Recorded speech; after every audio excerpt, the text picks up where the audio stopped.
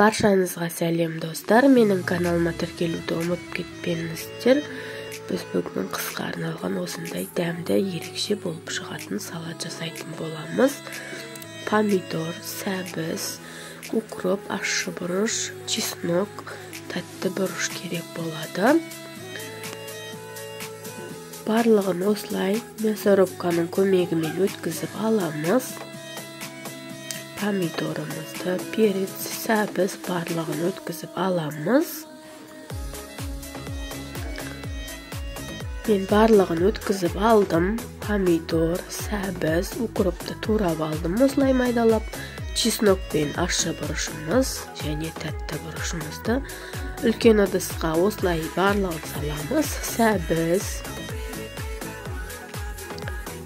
помидорымыздың согын, тәтті бұрыш, барлығын согымен барлығын қосамын. Осылай құямыз. Бір ыдысқа чеснок пен ащы бұрышымызды да саламыз. Жақсылап араластырамыз.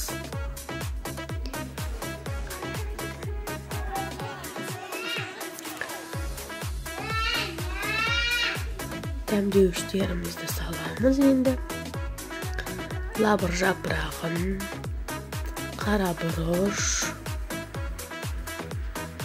және тұз саламыз.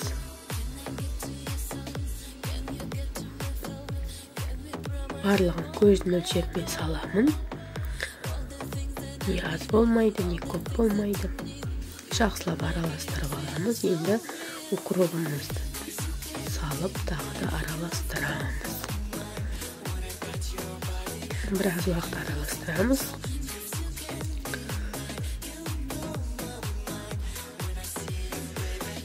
Енді қайнағанын күтеміз. Осындай болып қайнады.